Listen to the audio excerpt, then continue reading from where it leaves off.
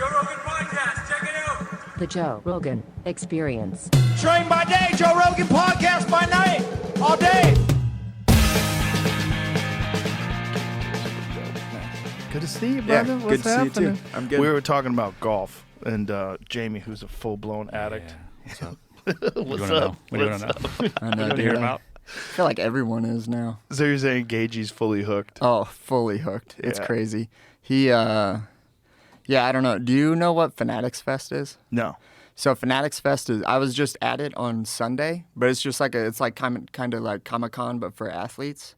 And Gaethje got to do like the Fanatics game, which is like a celebrity thing, where it's like 50 pro athletes do it, 50 normal people, and they compete in a bunch of sports or whatever. He said he won because he was good at golf, so the fucking guy won a Ferrari because he got second place. Tom Brady got first, he got $1 million. And then like a normal, like non-professional athlete got third place, he got like $200K. Whoa. He So got a fucking- Ferrari? Yeah, dude, golf Holy got him. shit. Golf got him for this fucking Ferrari. I think he took. Holy shit. Yeah. So that kind of just enforced his addiction more than. Damn, he's that good? Yeah, he's pretty good. I mean, I don't know shit about golf, but from what I Daniel know, told me, DC told me that he started off and he was just kind of okay, but over the time between the Holloway fight and his fight with Fiziev, he didn't do anything but play golf for a year. Sounds He played like 260 days in a row, and he said his handicap just kept getting better and better and better and better. He said the next time he played him, he's like, holy shit, he's really good now. Sounds about right. Yeah. Makes sense, though. He's a psycho. You He know, is a psycho. Yeah, completely dedicated to something. and he's single. He's gonna, he's gonna excel. If that guy gets his mind on something, he's gonna excel. Yeah, he's a unique dude for sure. I've really liked because obviously I started working with Wittman not too long ago. Mm-hmm. I really enjoyed getting to know like that crew, like Trevor, Gaethje, Kamaru. Trevor's a unique guy. Yeah, all of those guys are pretty unique in their own way. He makes the best fucking MMA gloves that have ever been made, and the UFC should have bought them out a long time ago. I think he wanted some crazy amount of money or something. I think it was like some nutty deal. Unfortunate. I know. I know. They should have just licensed it. They should have just made some sort of a deal. Like, we'll sell the gloves, you make the money. Yeah. Let's just get the athletes the best gloves bought. They're so much better. They're way better. Yeah, the foam in them's really good. The shape is better. The protection of your hands is better. Yeah, Trevor's one of those guys where I'm kind of similar too. Like, most things aren't stimulating enough. Like TV, kind of playing on my phone isn't really super stimulating to me. So like, he's always like doing something. So he's always like making shit. But he'd be, when I would go into Onyx, he'd just be in the back like with this smile, like working on the gloves like every single morning that he's there. And the style that they have is real cool. People keep asking me when they're going to come out with them, and I think he's getting pretty close. So I just really wish that him and the UFC could make a deal. I know. Because they spent so much time and money to develop those new gloves, and then they threw them out. Yeah, I hate that too. I liked the new ones. Did you? I have really thin, like my hands aren't massive like some of these guys. The old ones are better for like if you have like a really thick hand, the old ones are way better. But I have a thin hand, dude, and those things used to fit me like perfectly. Because the old ones, when I would make a fist, they would stick out like this much. But the new ones, they would be like perfect. So I can make a fist and not have this like really awkward big space right there. But What's the issue with the new gloves? Like, what did they not like about them? I honestly don't know. I think some people were just complaining probably because they were just guys with thicker hands.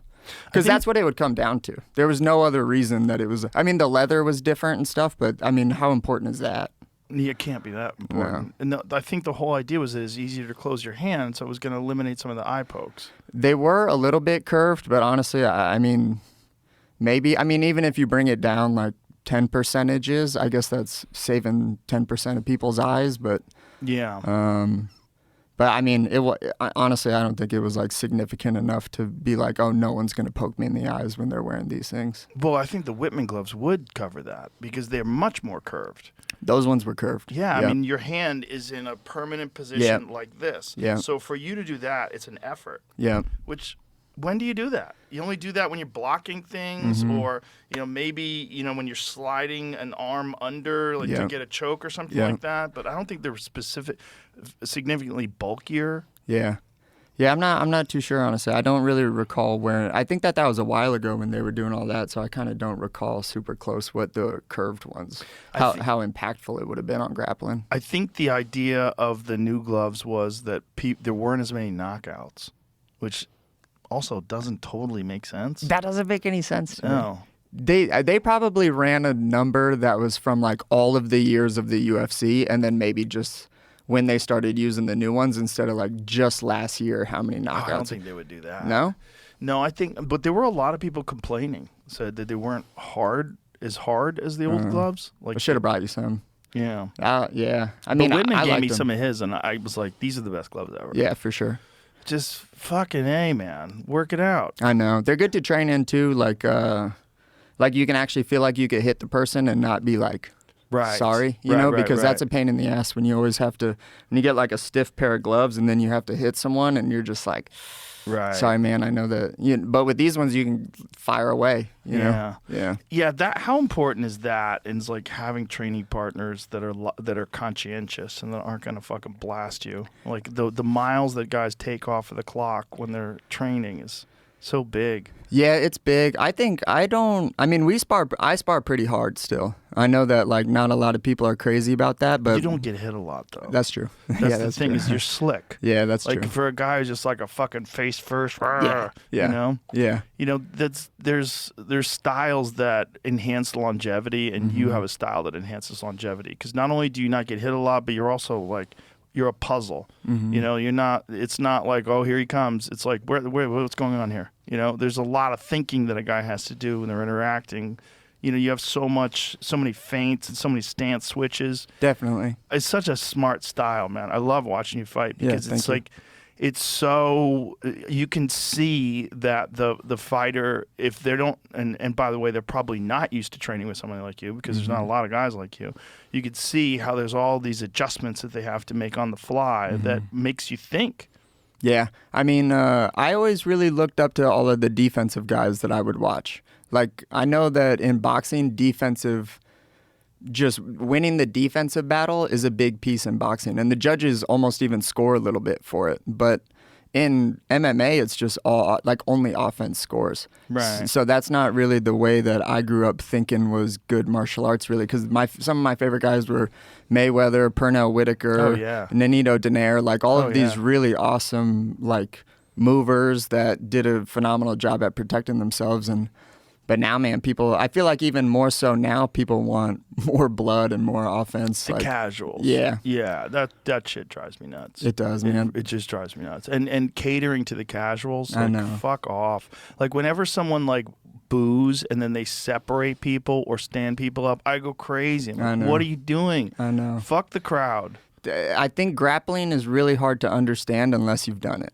Yeah. Like, striking is easy to understand. Like, okay, that guy hit the shit out of that guy more than the other guy hit him. Right. Grappling is like, it's like super proprioceptive, you know, like a lot of what's going on in grappling it's like hidden to the eye. You know what I mean? It's where am I sitting my weight? Where am I doing this? And yeah, so it kind of people just don't think it's cool. But when you understand grappling, like, it's amazing to watch. Yes. You know, like a Marab, for example, who's obviously a guy that I watch a ton. It's amazing. Yeah. Like, he does such a good job with like the little nuancy things in wrestling that's just like, but it's hard to appreciate unless you really understand it. Well, it's hard to judge too, Yeah. which is a real problem because there's judges that don't train and never have trained, which is, to me, fucking crazy. I know. That's like judging a Chinese spelling bee and you don't speak Chinese. Like, who knows who's fucking winning here? I know it. They don't understand it. They understand when someone's on top. Oh, he's on top. I know. But, you know, there's so many like near submission attempts that I think should count. Like I always go to the Oliveira Arman Sarukian fight because I think Oliveira won that fight because Oliveira came close to finishing him twice. And Sarukian stayed on top and he had a lot of control and it was a very close fight. But I think those fucking moments where a guy is like at 9, you know, if 10 is checkmate, he's at 9 twice.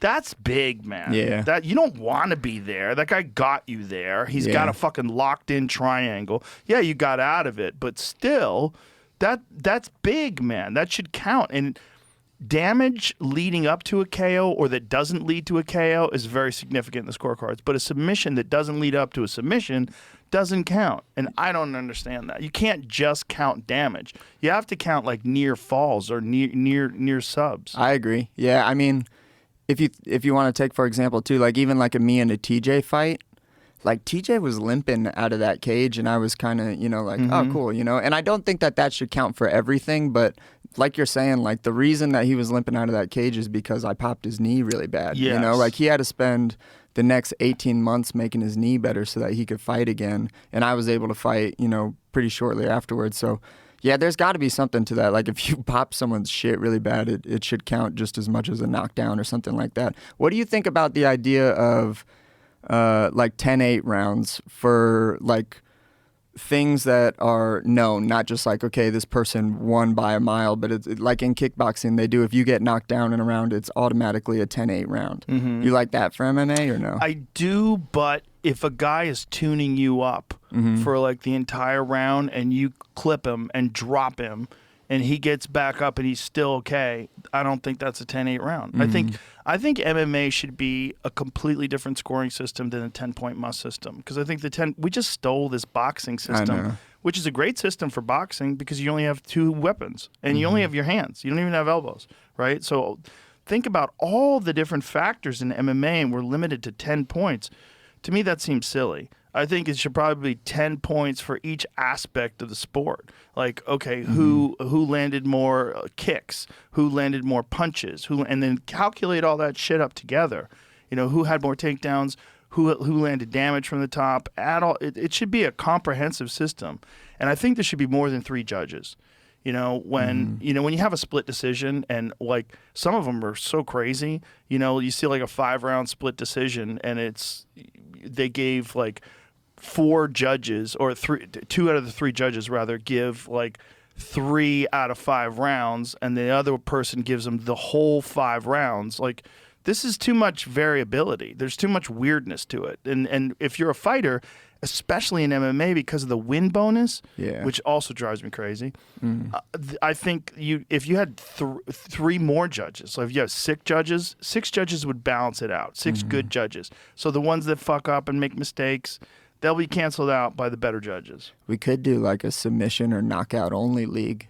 Ooh. That'd be pretty cool. Because then you'd definitely know who was winning that one. What would you think about a no time limit? Yeah, no time limit, submission or knockout only. That would be wild. That'd be pretty sick, actually. You could probably sanction that. Old school UFC. Yeah. Yeah, I mean, it's UFC 1. Yeah, it wouldn't really pay off for me, though. I need weight classes in order for me to my career to be good. Yeah, weight classes, sure, but no time limit within the weight classes. Yeah, that'd be sweet. That would be pretty wild. Yeah, that'd be pretty crazy. Because like 2 guys are facing off each other, like, and they know, like, there's no rescue every 5 minutes. Yeah.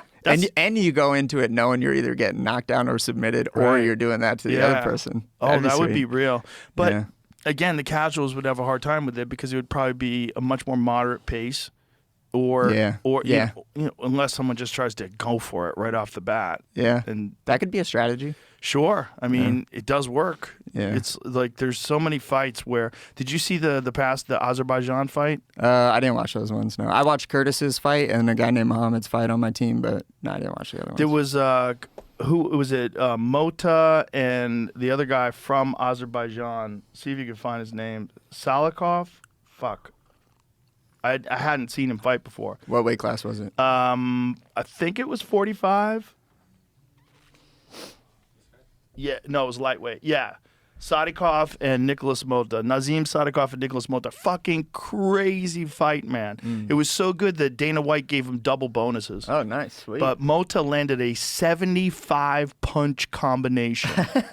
Like, I'm not kidding, man. He landed and then Sadikov came back and stopped him. Oh, shit. It was wild. Oh, shit. Like a wild fight. Like a fight like that where 2 guys just fight, and Mota like basically emptied out the tank, but Sadikov had fantastic defense, just kept covering and moving and just getting bombed onto the body, into the head, but it looked like it was getting close to stop. Nice. And all of a sudden he comes back and you see Mota's taking these big deep breaths, and whoo, it was wild. Yeah. When that strategy works, it works, but when it doesn't, you're in some shit. That's the problem. The blitz sprint and very few guys.